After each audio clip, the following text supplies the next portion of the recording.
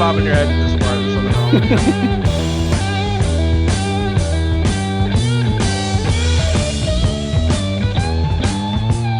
Hello, and welcome to another episode of Music and Words Unite. I am your co-host, Troy, and with me I have my friend and co-host, Mark. How you doing, Mark?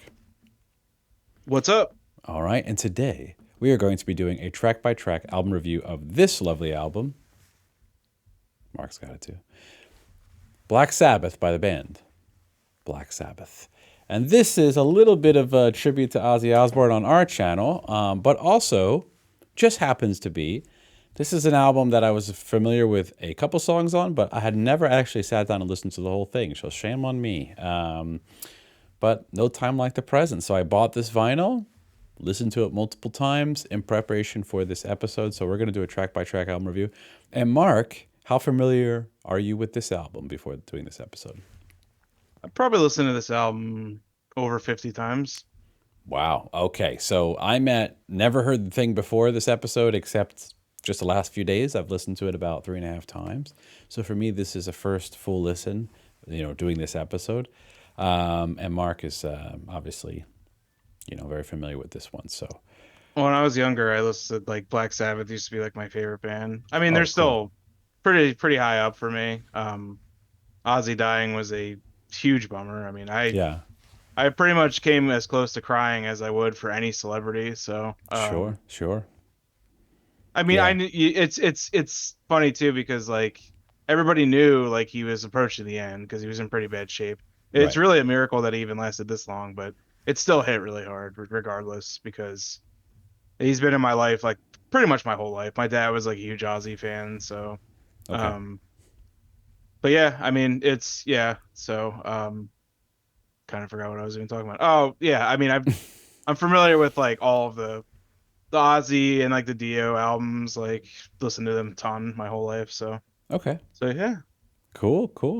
For me, I'm familiar with some of Black Sabbath's work. Actually, I've heard songs from every album, but I haven't listened to all the albums in full. So this was fun doing this one. I was able to sit down with the headphones and really enjoy this on the vinyl. Mhm. So obviously this record is important, Mark. It's considered the first real heavy metal album, or the album that kind of spawned heavy metal in general and really harder rock music. Anything that's now sometimes we consider things that used to be metal, now we kind of call it hard rock, because metal has changed over Yeah. the years. But the whole metal genre really sounds like it even spawned from the very first song on this album. And I took some notes about that, Mark, and I know this is my first time, so I'll go first. But what I got out of it was what made this sound unique was a few things, right? And what we should do is play a clip. And in particular, this clip I have queued up here. So yeah, let's play this. Satan sitting there, he's smiling.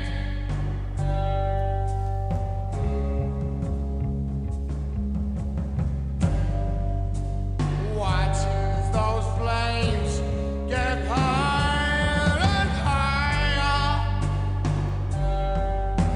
Oh no, please God help me.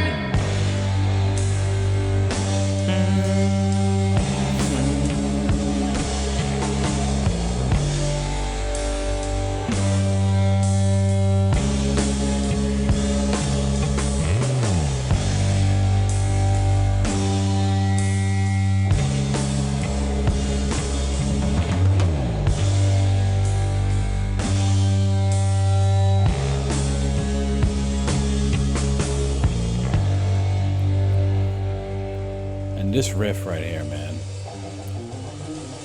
Tony Iommi is the riff master. I know, man. Listen to Geezer's bass, damn man. Underrated musician. I know, man. Well, Mark, that was a clip from Black Sabbath, the first Black Sabbath song on the first album. And Mark, my review of this song is awesome. Just flat out awesome song. What makes it unique, I think maybe at the time, obviously I wasn't alive at that time, so I really don't know. I'm only speaking from just some research I did. plus what I could imagine going by the other music that was out at the time and popular Mm. in the 1969, coming in 1970, that I don't know of any other music at that time that I've ever heard that sounded like this song, right? And using the whole song until it gets to that riff, the second half riff we just talked about. It's essentially just a big tritone. And I took some notes here, and it's basically going from a low G, high G, and then a C sharp. It's just like three notes, but Hmm. just doing that musically, it makes it just sound evil, right? Oh And yeah. Oh, this song sounds incredibly evil. yeah, and combine that with lyrics that are literally using the word Satan in it. I would imagine at that time no one had ever heard anything like this. It would have been like, I would imagine also, if you were a parent or if you were a kid at this time and you heard this record, your parents would not want you to listen to it probably, unless they were really cool. You know what I mean? So, but a lot of parents probably would have been like, "What am I listening to?" Right? They're Yeah. talking about the devil and everything. So I yeah, have a and question yeah. for you. Oh, sure. Do you know what the nickname for the tritone is? Yes, I actually have a note here about it. It's called, well, in English, it translates to, oh, here it is, Diabolus in Yeah. Musica. The Diabolus in Musica. Diabolus in Musica. The devil in the music, right? That's what I Yep, think. Yeah. exactly. Because Yes. that because Yes. that chord progression sounds so evil. It's Right. literally called it's literally called Devil in the Music. Exactly. So, yeah, and apparently, Mark, on this song, from learning about it, apparently Geezer Butler got into the occult, like got kind of Hmm. way into it, and he Yeah. had this vision of a figure standing in front of his bed, and who knows really what happened, but I can tell you this: the mind is whether or not there was actual a visitor there or not. If your mind thinks it's real, whether it is or not, it's going to be real to you, right? And so the fear of that, whether something is actually real or you're just kind of making yourself really anxious and paranoid by Right, being yeah. really into something like that, right? And thinking about it all the time, and then probably smoking a lot of weed on top of it, I'm guessing, Hmm. probably can lend itself to so a lot of paranoia and fear. And that really comes through in the song, right? And it's lyrically, it's actually really cool storytelling, and they combine the tritone with this the lyrics about the devil, essentially literally talking about that standing in front of your bed, and then Hmm. when he says like, "Oh no, please God help me," he's like, the vocal performance is really is getting through, getting across the panic that you might feel in that situation, right? And yeah, I think the song's great, and the last part about it when he gets to that riff, it's just killer. It's a fantastic riff. Yeah, Mark, what do you think about Absolutely. this one? I mean, this is the song that started it all, really, if you want to get down to brass tacks here. Hmm. I know you could make the argument that, Led Zeppelin or Blue Cheer or some of these other bands started metal. This is the album that really started it for everybody. I mean, you ask any big heavy metal outfit what album got them into metal or got them started. They're gonna say this, Paranoid, Master of Reality, one of the Sabbath albums, take Hmm. your pick, really. Right. Um, but I mean, this song is just like, could you imagine, like you said earlier, February 1970, say you're 10 years old. You buy this record, you're like, "Oh, Black Sabbath, this sounds cool." You play this song in 1970 and like your parents hear it and they're just like, "Oh my God, what the hell is that? Right. That is Right. what is that evil coming out of my son's speakers?" Like Right. it Right. it just didn't it like coupled with like Ozzy's vocals always sound different on this album to me than Hmm. any other album. I don't know if he was trying to be like more serious or like trying to have like a darker tone on this album. Um, because once you get to like Master of Reality, Sabbath, Bloody Sabbath, Sabotage. He can kind of sound like he lightens up a little bit and he has like more fun. But Hmm. this album, he sounds very serious, throughout the Hmm. whole thing. Um, it just has like such a just an ominous tone to it, and it's even to this day, I'm just like, how did they make this in 1969 when they recorded this? It's just Right. so crazy to me, man. I don't know, man. It's quite incredible. This is where it really like innovation in music, you know? And now people are growing up where, you know, their parents have listened to this kind of music. So now it's not really shocking to hear music talking about the devil or whatever. You know what I mean? It's no longer a shocking thing. But I can imagine in 1970, it was probably the most shocking thing for a lot of people, you know? Right. And what's interesting about it is it's not promoting it, it's more like talking about it being a bad thing, you know? I was just gonna say, like, all of Yeah. the guys in the band were like really big Christians, actually. Oh, really? Okay, Like that I they didn't would, know. oh Okay, yeah. yeah, they would wear like big crosses and like they would, I mean, like maybe not all of them, but I know at least Hmm. a few. Like I know Tony Iommi was. Probably Ozzy probably wasn't. He's probably too messed up on drugs the whole time. But rest Sure. rest his soul. So Right, right. yeah, you have to remember too. There was a lot of recreational psychoactive drug use during this whole period. Hmm. So um, that was a big fuel, obviously. But I Right, mean, the product was well worth it because right. this album is just absolutely killer. So. All right, so I'm going to play a clip from The Wizard. Let's check this one out.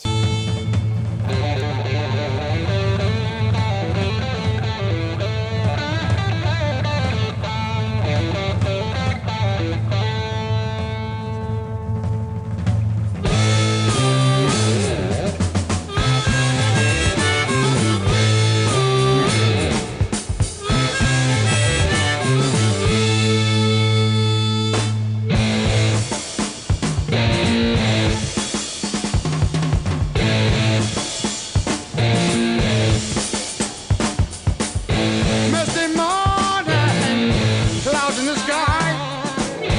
Without warning, a wizard walks by, casting his shadow, weaving his spell. Long gray cloak, twinkling bell. Never talking, just keeps walking.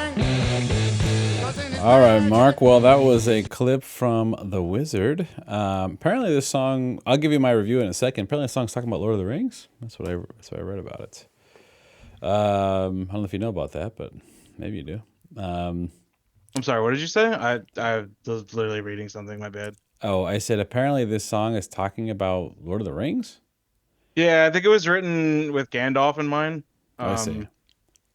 Yeah, I mean, Okay. so like them Led Zeppelin, everybody was back then was into that kind of stuff. Yeah.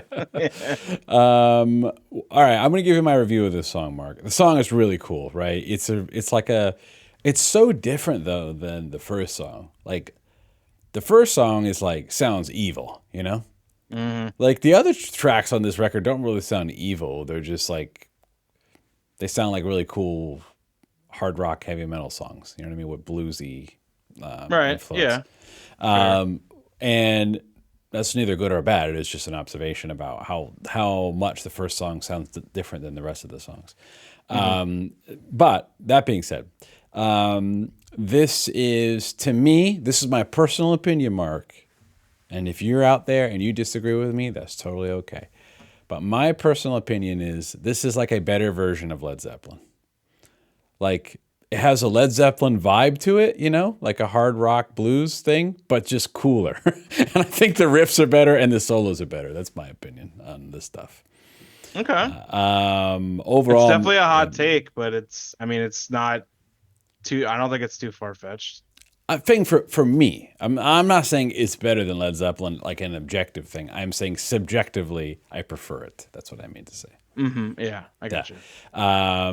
because it's impossible to say objectively. It's all subjective. I'm just saying for me. And there's even a little slide guitar break in there. I got some notes Hmm. about that. Hmm. You know, around 420. Yeah, I think it ends. How long is this song? Is it 4 minutes or so? Let me Yeah. see. Yeah, yeah. So yeah, it's kind of it doesn't go too crazy long. Yeah, it's about 4 minutes 20 seconds, and it's really tight. And one of the things I love about this record, and I'm curious to hear the other, like Paranoid, to be honest with you, is the swing on this album. And what I mean by that is the way that the rhythm and the tempos push and pull is done by the drummer Bill Ward. He has a really amazing way that he swings the tempos, and a lot of people in modern music would think, why would you want the tempo to vary? You know, because most people record to a click track now, pretty Hmm. much for everything. And this is one of the advantages of this old school music, old school now, right? Is you get organic sounding, live sounding, because they recorded a lot of this live, from what I understand, or almost, or all of it, live sounding tempo changes or tempo swings and pushes. Because when you go see a band live, depending on the energy, right, the Hmm. tempo will adjust up and down as long as you're not playing to a click, based on what the drummer is feeling with the energy and what he wants to push. Sometimes he wants to pull back, or he or she, right? Right. And you hear that on the record. It's not like a live, it's not a live version. And I really appreciate that because it makes the music feel organic. And this song really stood out to me for that. So, yeah, Mark, what did you think about this one? Yeah, this is a very, very cool track. I mean, like that harmonica is just like it's as soon as you hear it, you know exactly what you're in for. Yeah, it's just like it's a fun track, and like you said, it like really contrast with the first track. Mm-hmm. I think it's like they kind of just opened up with like, we mean business, and they kind of just like, all right, we'll give you like a lighthearted track next, Right, right, like, right. um, yeah, I mean, like musically, not too complex, there's Mm-hmm. like like you said, there's slide guitar. Um, I never really thought about like the tempo change and stuff that you were talking about with like Bill Ward. That's Mm-hmm. pretty cool.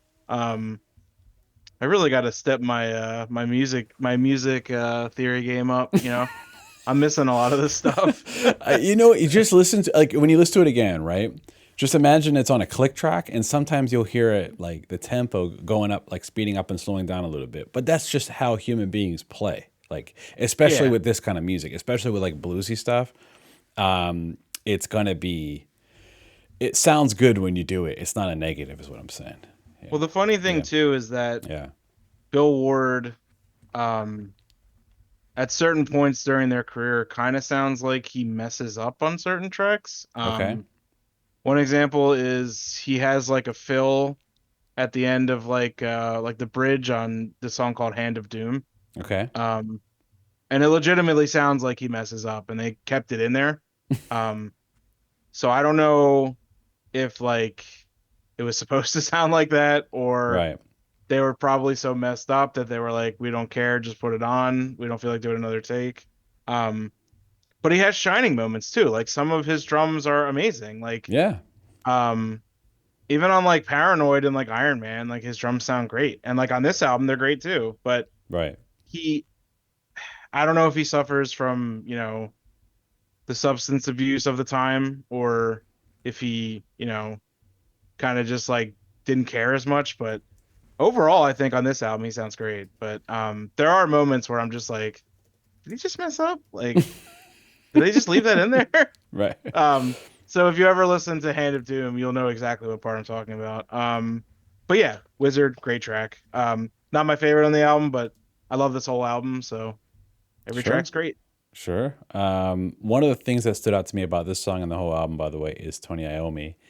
And I mean, you already complimented them on this, but I mean, this is, some of these songs are newer to me. So, yeah, again, when they do this, a lot of this record is bluesy. And has, to me, when I think of blues rock and harder rock, Led Zeppelin comes to mind, right? And Right. again, I just want to state one more time, man. I just think Tony Iommi's riffs, I just prefer them. His lead playing, I just prefer them. So, I mean, yeah, I'm gonna take Tony Iommi over Jimmy Page 10 times out of 10. That's just me though. I mean, yeah, I'm very, say you could call me biased, but we also not that this means anything, but me and Tony Iommi also share a birthday, oh so I mean, wow, yeah, yeah, oh so yeah, um same year too. Oh wow, okay. yeah, same So, here. Yeah, yeah. all right, so- Yeah, all same here. right. Can you believe it? Oh my goodness. All right, Mark. Now Um I'm curious. What's you and Tony's birthday? February 19th. Oh, there you go. Mine's March 2nd. Not too far. Yeah, I also share a birthday with a ton of other people too. So, Oh yeah. Seal. Look at you. Look at you. Yeah. Some other ones I can't think of at the moment, but that's a good one. Do you know who I share a birthday with, Mark? Oh my God, I don't think I could guess in 1,000 guesses. You could. James Hetfield. No. Good guess. Okay. Tobias Forge. Do you actually? Mm-hmm. What are the odds of that? You guys are basically just brothers then, right? There you go. Hell yeah. All right. Let's move on now. Enough about that. So Mark, the next one is Wasp, Behind the Wall of Sleep, and Basically, and NIB. It's a 9-minute 44-second medley, it seems like. Which is Yeah. very interesting thing to put two medleys on an album of songs. So remember I was Yeah. talking about their recreational drug use? Yes. Yes. Yeah, this is kind of comes back to it. Okay.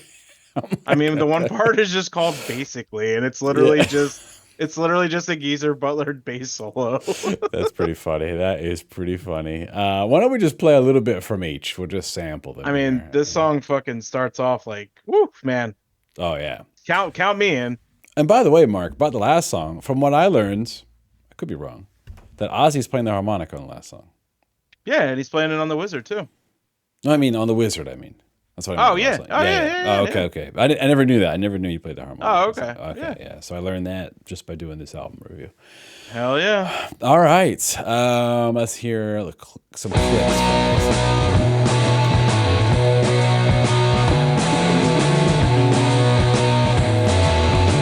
I'm gonna rewind it, Mark. If you listen, what I'm saying is, you hear even more on this song.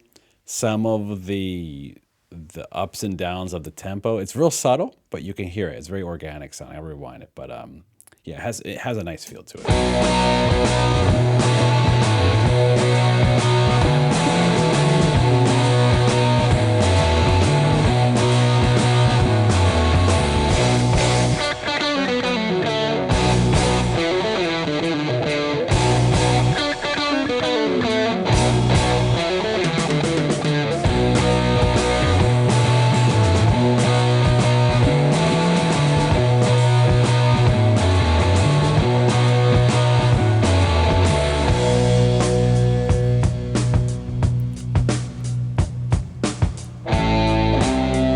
Verses come to another.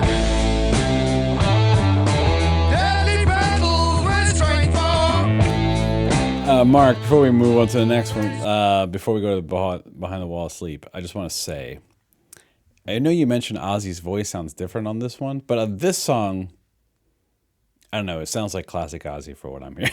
I don't know. This Yeah. song, yeah, I don't know. It does. It Yeah. does on this song. Yeah, Yeah. but I mean, just like on some of the other parts, it just sounds like. Yeah, yeah, for sure. And Let me just point out, Behind the Wall of Sleep is like the most like stoner metal like song name you could possibly have.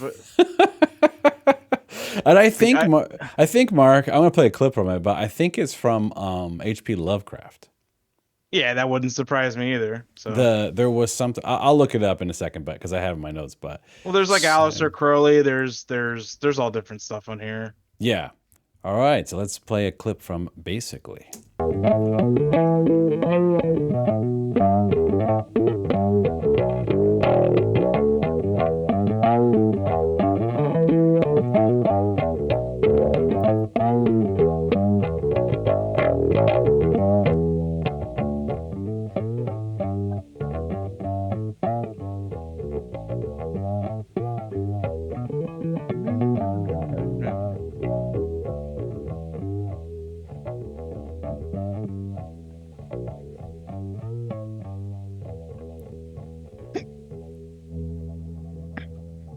And I mean, Yeah.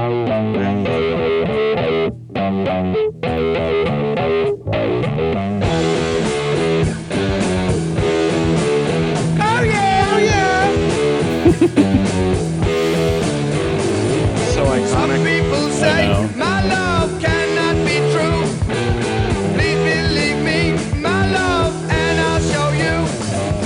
I will give you those things you thought unreal. The sun, the moon, the stars.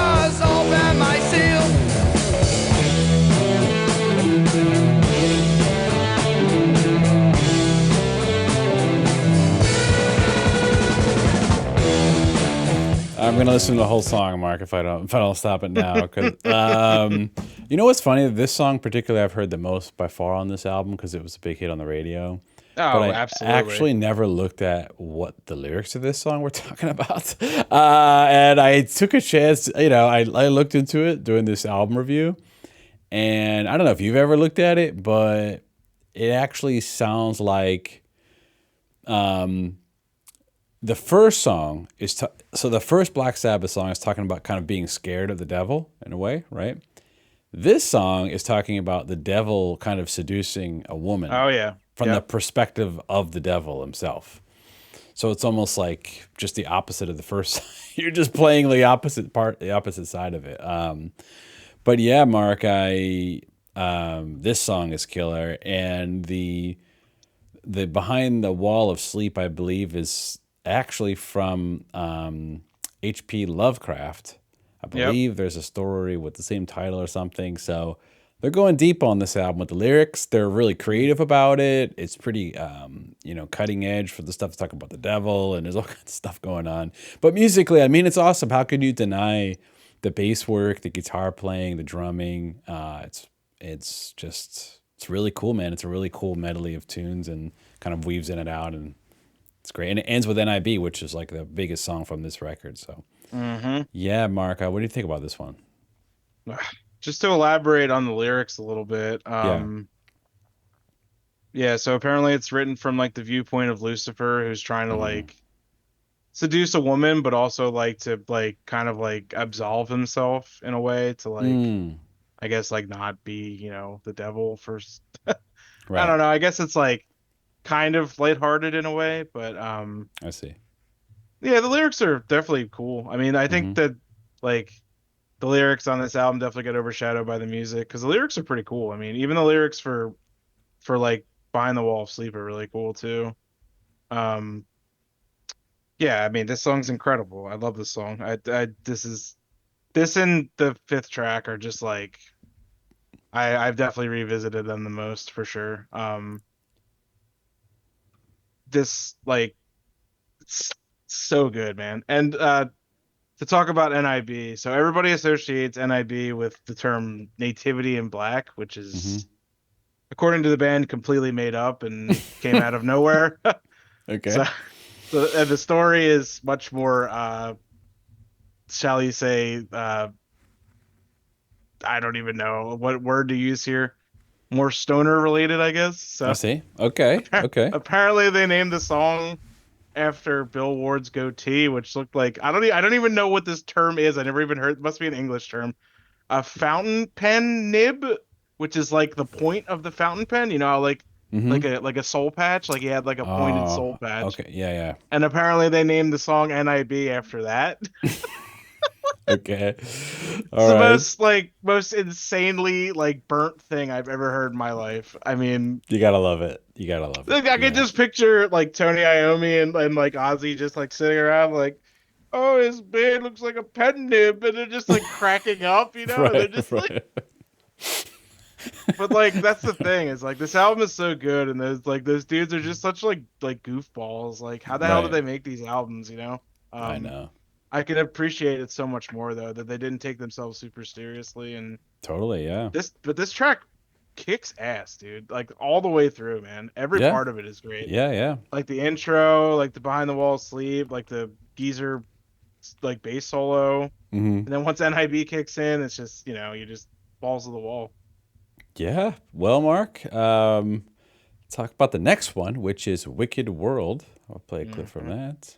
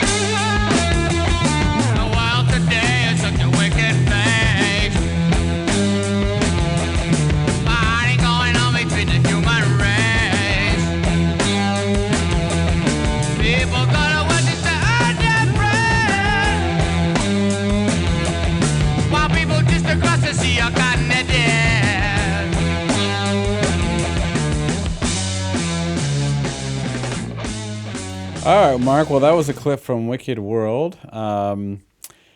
Yeah, this is a great tune. This is definitely reminds me, this is definitely bluesy. Again, another more bluesy track. And but the way they do the blues rock stuff, I just like it, man. I think it's really cool. It's very enjoyable to listen to. You can headbang to it. Hmm. It doesn't really sound like the blues, although they're using kind of blues musical style, as far as the chord structures. But it doesn't sound like the blues. It sounds like hard rock and heavy metal, just with a blues influence, which I really appreciate.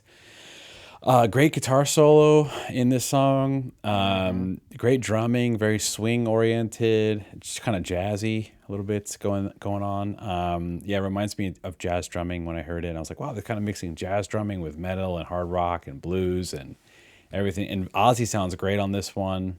Yeah, Mark, what'd you think about this one? Another great track. Yeah, like you said, super jazzy. It's got that cool like that Tony Iommi like interlude in the middle where it's like it almost sounds like acoustic in the middle, like the Hmm. and then it goes right into his solo. Right. Um, I yeah, can man, play a clip that if you want. That's fine. yeah, sure, yeah, Okay. Let me see if I can find it. 216 ish.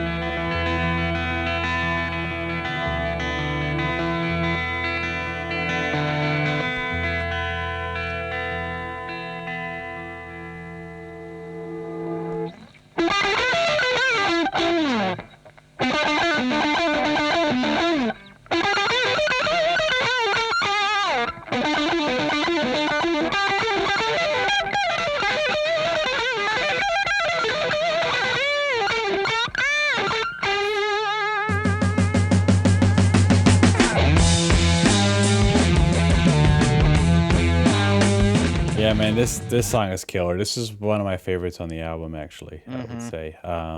This is actually a U.S. pressing exclusive, just Oh, like wow. Okay. the UK exclusive is Evil Woman, um, Yeah. which is a cover by the band Crow.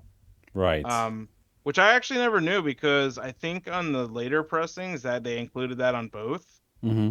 So like it kind of got lost to time until like obviously like Wikipedia came around and stuff. Right. Right.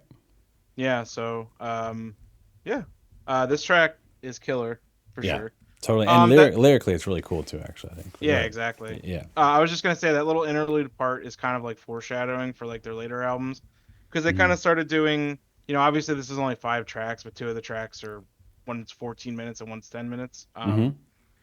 On like later albums like Sabbath Bloody Sabbath Volume 4 and like Sabotage, they had like kind of little interlude tracks. Um, Yep. like one example is called Laguna Sunrise, which is like an acoustic track. Hmm. And I think that like this part kind of reminds me of that, and I feel like they kind of like branched out from here and like decided to make like cool like little interlude tracks, which I absolutely love when bands do that. Like we just did um Impera by Ghost, and they have a Hmm. couple interlude tracks on there, and I love when bands do that, man. I think it's so cool. Just Cool. like kind of like branch out and just do like, some cool little thing. Um Yeah. but yeah, just great track. Like, And every track on this album is great. yeah, and lyrically, it's kind of like a similar, not exactly the same, but similar to War Pigs, and when in the sense of it's talking about kind of like the injustice in the world, right? And War Pigs was specifically talking about war, but this song is a little more generic about what's going on kind of in the world. And there was a note I had. Let me see if I can find it about one of the lyrics here. It says, "They can put a man on the moon quite easy, while people here on Earth are dying of all diseases." Hmm. So it's just really talking about, and this was back in 1969, I guess this was written, and still going on today, right? Like you have hundreds of billions, trillions of dollars being invested in technology, and meanwhile, homeless vets on the street. Yes, yes, sir. It's just it's the way of the world. It's the wicked world, as they would say.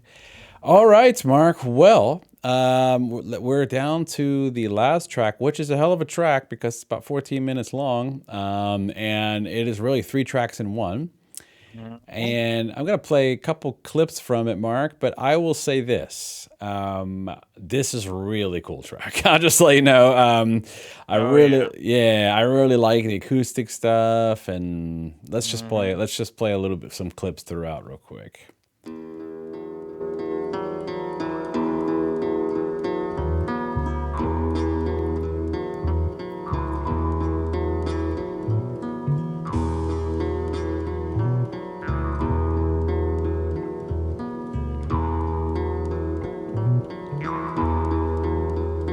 Red sun rising in the sky. Sleeping village, cockerels cry. Soft breeze blowing in the trees. Peace of mind, feel it deep.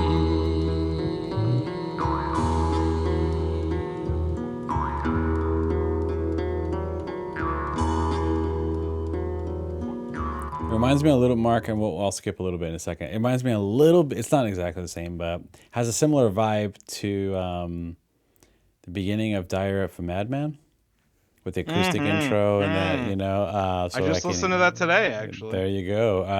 Yeah, and let's skip a What little a bit. Go ahead, sorry. I just want to make a note that instrument Yeah. in the background that like sounds like a something out of like the Wild West is called a Mm-hmm. Jew's harp. Didn't know that. Jew, yeah, and it's has no relation to Jewish people. It's just Okay. that's what it actually Okay. has more in common with China. It's apparently a Chinese instrument. Okay. Um, but you like hold it up to your mouth almost like a harmonica, and you kind of like it like vibrates and makes that noise, Right. which is pretty cool, man. It's Yeah. actually nickname is a mouth harp. So Oh, cool. Okay. All right. Cool. yeah. Let's play a little more of this song.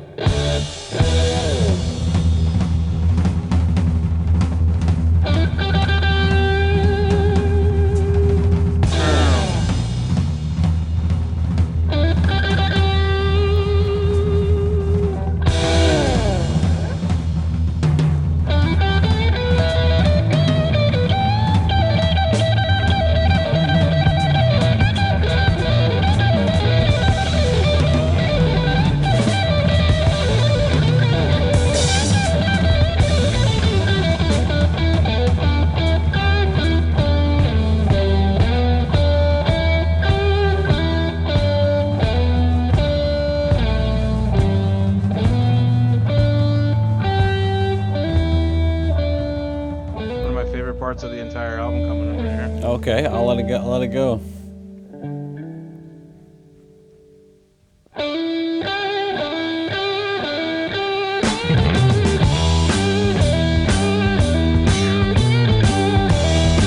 And if you're not bobbing your head to this part, there's something wrong.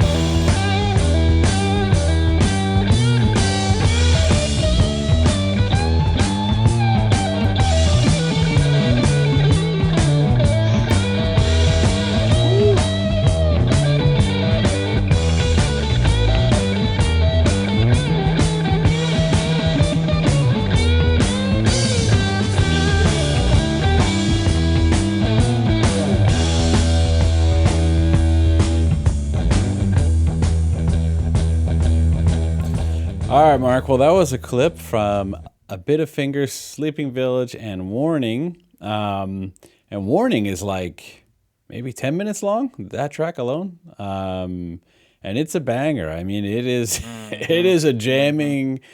If you want to just put something on either with some headphones or on a system and just kind of vibe out to something cool and, nod your head. And even if you're doing something else, if you're cleaning or whatever, it doesn't matter. You could be like, for me, this type of music, you could be fully, like when I listened to it, I was fully invested in it, right? Like totally focused. But also now I could put it on in the background and also just kind of jam out to it at the same time. It kind of has, it's cool because you can do it both ways and you get something different out of it in both settings. So yeah, Mark, this was a song I really enjoyed this one. It's a great way to close the album. Especially with this huge jam at the end. I mean, really, you got 5 songs, and one song is 9, almost 10 minutes long. Another song is 14 minutes long. So really, it's probably more like 7 or 8 songs if you if we were to break it up. But overall, the album is what, like 40 minutes, right, total. So yeah, I would say, Mark, this is a just going by this song and the album itself. I was actually surprised. I thought the album would be a little more like the first song. Hmm. Because I had heard that song before and I heard NIB before. That is true. But I thought we'd hear a little more like evil sounding music on it. But I'm not disappointed at all that most of the songs don't sound like the first song, because I think the first song is really, really cool for what it is. But if every song sounded like that, I don't know if I would like the album as much. I really like the fact that they are jamming and they got this great Yeah. musicianship going. And yeah, so what did you think, Mark, about this one? Oh, this track, I mean, it's unbelievable. This Yeah. is out of like total Black Sabbath songs, I mean, this is definitely in my top 10. There's no doubt Okay. about that. Okay. Top 5 would be tougher, I think. Okay. But this is a song I could put on at any time, listen to it straight through, not even like, you know, bat an eye, just enjoy the whole thing. Right. Nah, I'd never skip it ever. Yeah. Yeah. No, Um, never. no, just every time if I'm listening to this album and this song comes on, like I'm instantly just like, Right. once it gets to like that like any of those middle parts with like Tony Iommi, like I'm all in. I'm Yeah. just instantly bobbing my head and just I'm all in. Yeah. Yeah. Yeah. It's such a good album. Like what a like a debut album too. I mean, like Yeah. there's great debut albums out there, but this thing is just like a monster. Oh yeah, for sure. And what a Yeah, cool album cover too, by the way. I mean, I just know. I And mean then they from follow it up the same year with Paranoid, right, which has two like absolutely enormous hits on it. The same right. year. I They know. literally recorded it after this album and released it the same year. Crazy. Amazing, man. Amazing. Amazing. And by the way, if you skip this song, shame on you. Yeah, So seriously. anyway, right. If you skip this song, you shouldn't be listening to this album, period. Okay. All right, Mark. All right, Mark. Well, I'll give I pretty much gave my final review that it's a great album. The first of its kind, especially for the heavy metal genre. And I would say 90% of the music I like and listen to over the years wouldn't even exist probably if this record wasn't made. Definitely not. So, And that extends yeah. far beyond metal too. That Oh, yeah. extends into hard rock, that extends into punk, that extends into, I mean, you name it, man, everything. I mean, Billy Corgan, I'm a big Smashing Pumpkins fan, and Black Sabbath is his all-time favorite band. Tony Iommi is his all-time favorite guitar player, and he makes no bones about that. So a lot of Hmm. even alternative rock and Hmm. all kinds of rock music spawned from these I guys saw a too. clip of Green Day playing a show like after Ozzy died, and he Hmm. comes out and he plays the solo from War Pigs on it, like he came out and played it, Yeah, like, and he's like they're like basically like pop punk, like, and they're playing like Sabbath, like it's just like the impression that this band had on so many like bands, even nowadays, like it's incredible, and Ozzy's gonna be sorely missed. for sure. Yeah, for sure. Hmm. Well, Mark, I think that's all I got on this one. If you're still watching, thank you. And if you could give us a like if you like this episode. I'm assuming if you're still watching, you might like this episode. I don't know. So give us a like. And if you're still watching, you might be a candidate for our Discord. We have a free community Discord where the coolest people come in there and talk about music. And if you're watching an hour of us talking about the Black Sabbath's first album, you're probably a cool person. So we want you there, and you can come in there and talk about anything you want. It's all kinds of music discussion. We have a big music club in there. It's all free. So you'll find the link to that in the pinned comment, all right? And if you like this kind of content and variety content and just talking about the love of music and reviewing albums and songs, consider giving us a subscription. It would really help. All right? Well, Mark, any last words? Yeah. What is this that stands before me? Okay. That's all I have to say. All right. Fair enough, Mark. Well, until next time. See you guys. See you later.